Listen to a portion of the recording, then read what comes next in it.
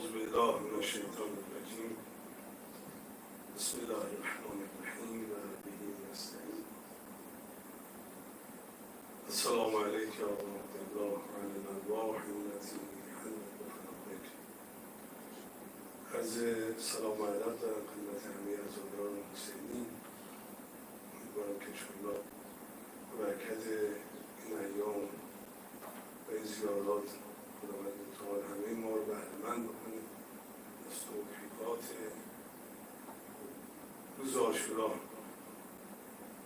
به هر حال امروزه میخوام در این فرصت و روز عزای اهل بیت چند دقیقه‌ای رو با برشی از مواطنی که در خصوص از ابا عبدالله و روز واقعی عاشورا ذکر شده رو خدمتتون عرض می‌کنم.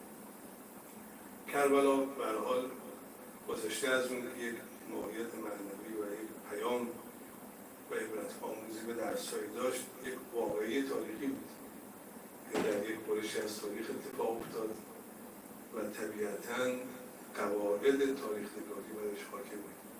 لذا همواره بزرگان ما تاکید داشتن بر اینکه این وقایع رو به صورت مستند باید بازگو بشه و در سیره گذشته که در ذکر مصائب اهل بیت بود، این ذکر واقعی عاشورا یا به زبان قال بود یا به زبان حال گردش هم در سیره ائمه معصومین امام سجاد هم وجود داشت.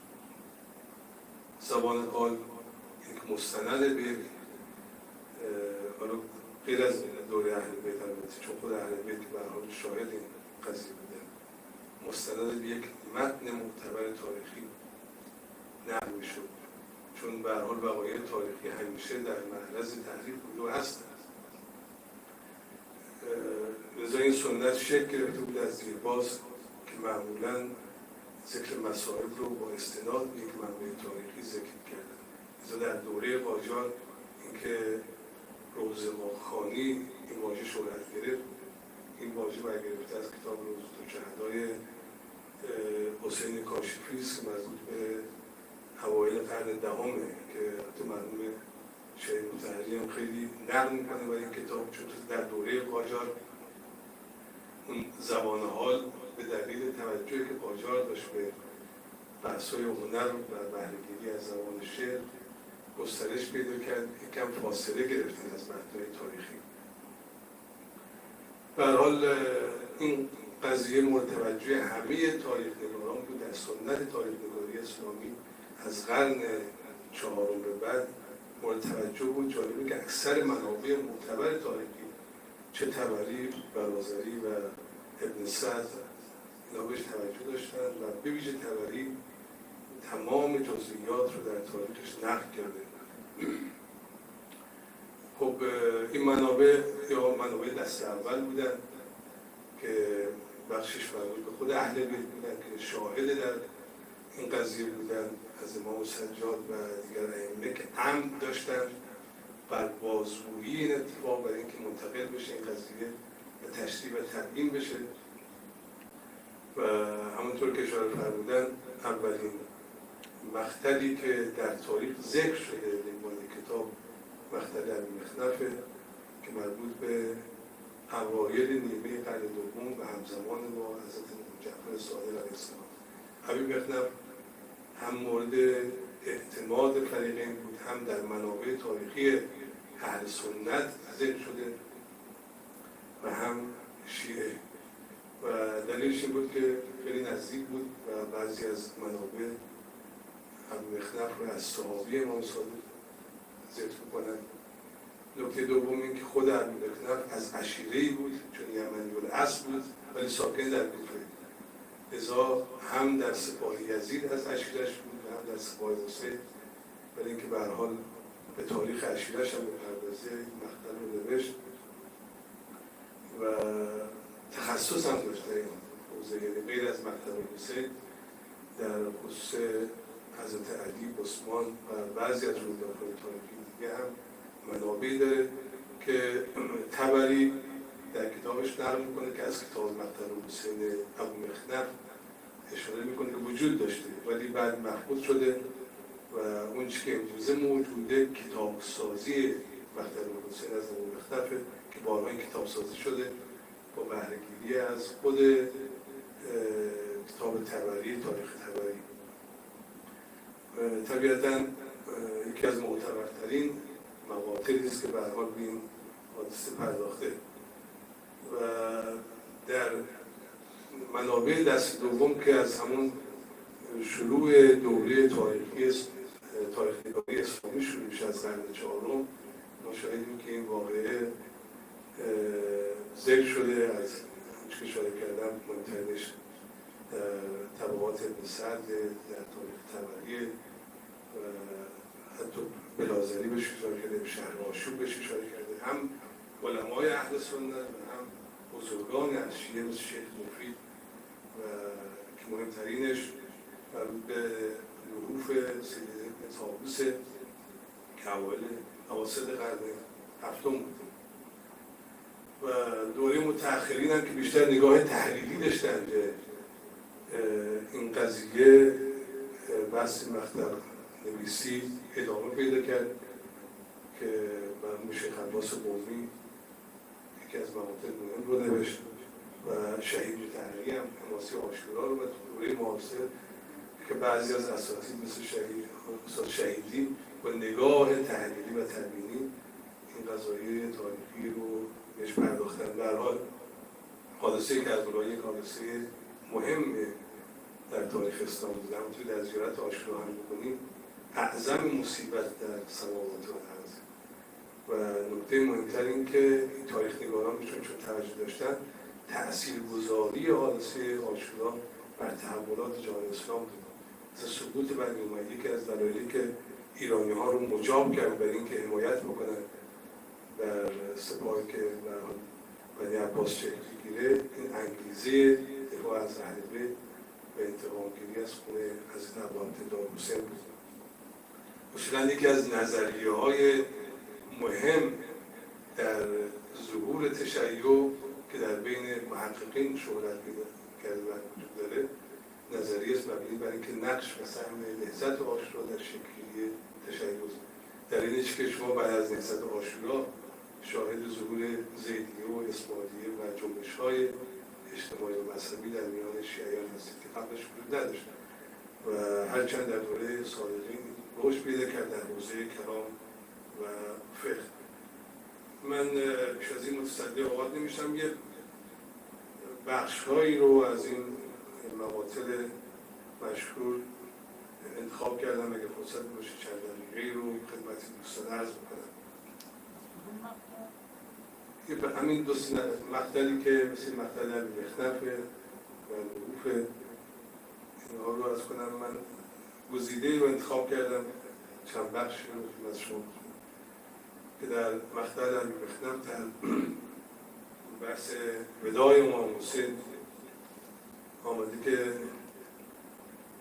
حضرت سید الشهدا ندا کرده ای ام کلثوم ای زینب ای سکینه ای رقیه از من بر شما سلام. به زودی فجایع و مصایبی به شما رسد. پس ام کلثوم با ناله و زاری فرمود ای برادر گویا تسلیم مرگ شدی. حضرت فرمود ای خواهرم چگونه تن به مرگ ندهد کسی که باور یاور و معینی ندارد. عرض کرد پس ما را به حرم جدمان بازگردان. حضرت در جواب بدین مثل تمثل جست هیهات لو ترک القطاع و نام. اگر صیاد از مرغ قطاع دست برمی داشت و آن حیوان از آشیانه خود آسوده می‌خورد، کنایه از این است که دشمن از ما دست بر نخواهد داشت. سکینه به شیون و گریه صدا بلند کرد و حضرت امام حسین را بر سینه شریف خویش فشرد و بوسید و اشک او را با سینش پاک کرد. از حضرت امام زین العابدین را طلب نمود و اسرار امامت و خلافت را به او سپرد و او را جانشین و خلیفه خود گردانید و او را وصیت‌ها کرد. آن حضرت در برابر قوم رفت فرمود وای بر شما، به چه دلیل قصد کشتن مرا دارید؟ آیا مرا می‌کشید به خاطر دگرگون کردن سنت رسول خدا، یا به دلیل اینکه شریعتی را تغییر دادم، یا به خاطر جرمی که مرتکب شدم، یا به خاطر حقی که پایمال نمودم؟ حضرت گفتند ما با تو می جنگیم به خاطر بغض با پدرت. بغض پدرت در دل ماست، می جنگیم به خاطر رفتارش با پدران ما در جنگ و بدر و حنین. هنگامی که حضرت این سخنان را شنید گریه شدیدی نمود. آنگاه به سمت چپ و راست خود نگاهی کرد و هر یک از انصار یاران خود را ندید. همه به روی خواب افتاده شهید شده بودند. سپس دست از جان شسته به لشکریان حمله نمود. آنگاه حمله شدیدی به دشمنان کرد و آنان را متفرق ساخت.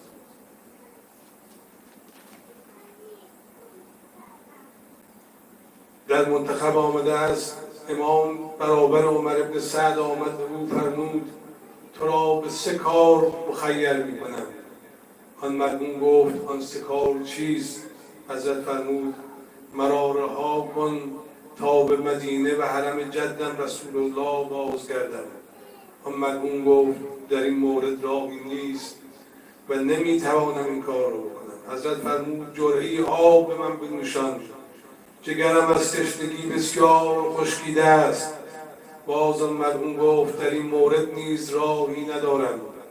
حضرت فرمود پس اگر ناچار به کشتن من هستی لشکریانت را یک نفر به سوی من بفرست. عمر سعد گفت این خواستت را قبول میکنم.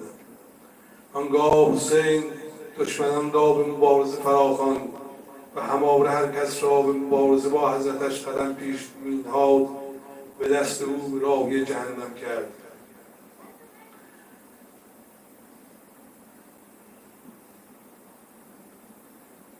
عمر بن سعد با این منظره مواجه شد و به لشکرش گفت وای بر شما، آیا میدانید با چه کسی مقاتله میکنید؟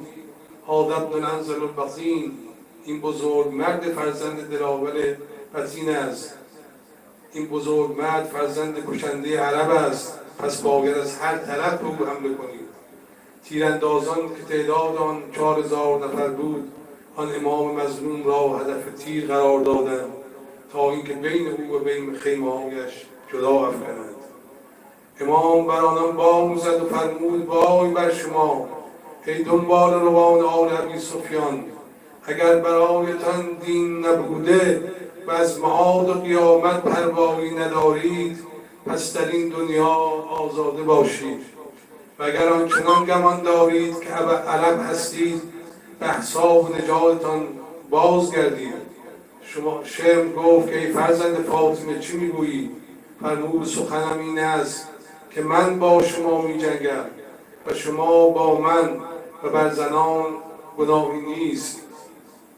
پس این سرکشان طاغیان نادانان را از تعرض به حرم من بازدار. و شمر گفت این حق توست.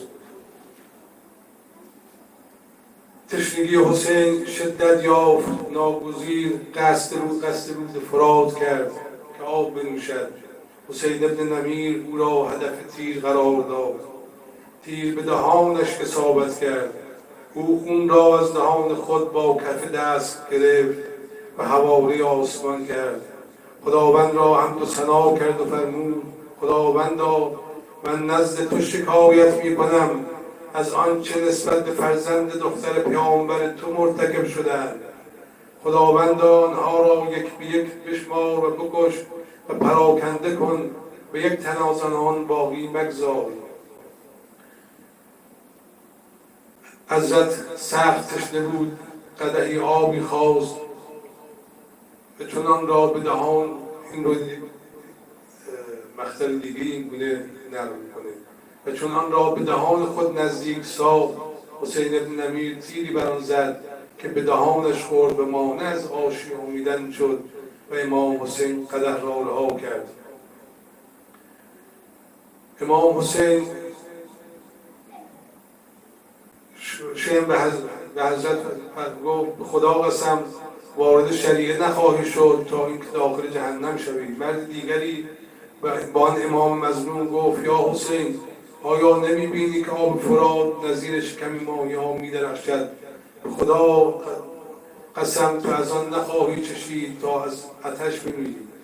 پس از این جریان مردی که ابو جعفی نام داشت تیری به طرف امام حسین انداخت و آن تیر به پیشانی امام فرو رفت. وقتی امام آن را برون آورد خونها بر پیشانی و محاسن مبارکش جاری شد. سپس آن بزرگوار فرمود پروردگارا تو حال مرا میبینی که از دست این مردم معصیتکار چی میکشم. بار خدایا اینان را نابود کن، احدی از ایشان را بر زمین مگذار. سپس نظیر شیری خشمناک بر آن گروه صفاک حمله کرد. بعد از آن شمر جوشن با عده قریب 10 تن از مردان خود خیمه حسین را قصد کرد تا بین او و اقامتگاه او حائل و مانع شود. حسین با آنها گفت وای بر شما اگر دین نداشته باشید و از روز رستاخیز نترسید، لااقل آزاده باشید و دارای شرف و وجدان. حسین بار دیگر با اهل قصد خیمه کرد تا با اهل بیت خود ودا کند.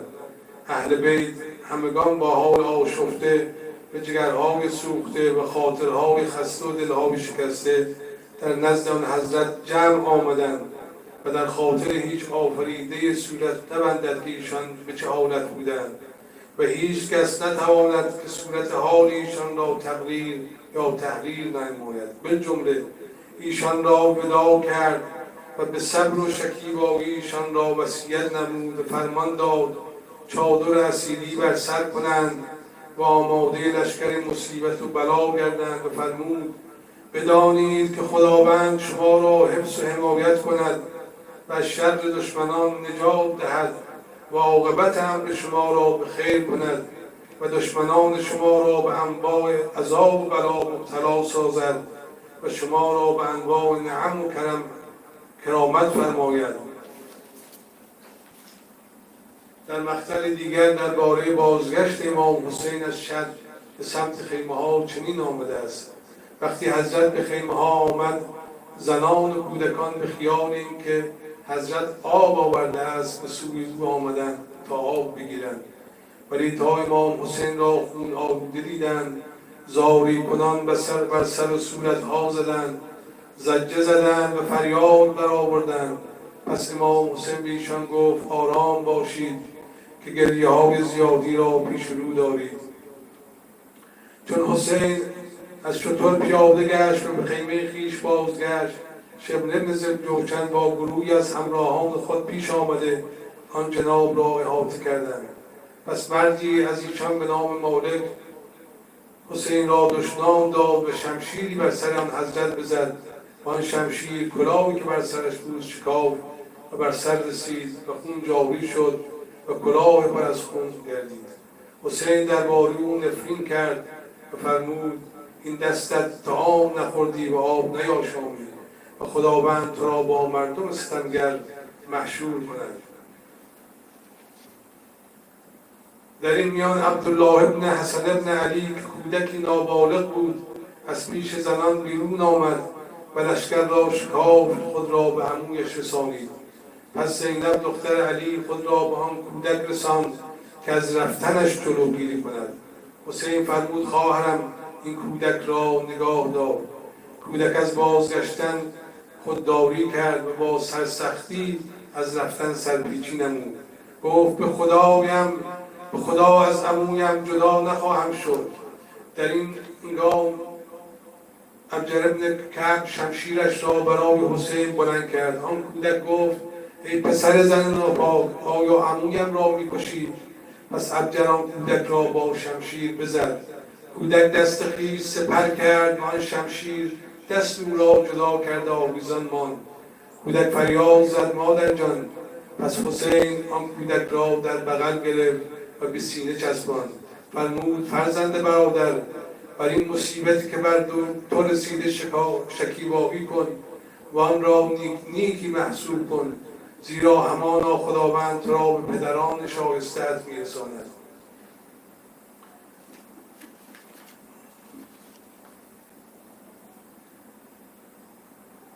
حضرت ابا عبدالله در خیمه جامعه کهنه طلبید. این رو هم مقاطع مختلف نقل می‌کنند تا پس از شهادت کسی در آن جامعه طمع نکند، اما آن منعونان به یک کهنه جامعه هم رحم نکردند. زمانی که حضرت حسین درخواست جامعه کهنه نمود، در مقاطع متفاوت ذکر شده. در مقتل ابی مخنف اشاره شده که جامعه کهنه پس از بازگشت حسین از میدان بود که در میان 3-4 گروه باقی ما و حتی نقل میکنه که ابی مخنف که حضرت شلوار مخملی رو درخواست کرد و اون رو هم چند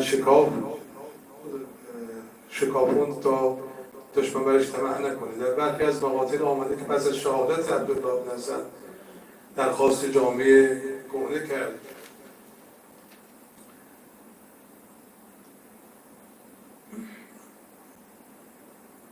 بعد از عاشورا در تاریخ طبری نیز بحث درخواست کهنه جامعه رو بعد از شهادت عبدالله بن حسین عبدالله بن حسن ذکر شده و چون حسن با 3-4 کس به ما جامعه زیری خواست که خوشباف بود و شفاف، یمنی و خوشباف که حضرت آن را بدرید و پاره کرد و او را تا کسی آن را در نیاورد.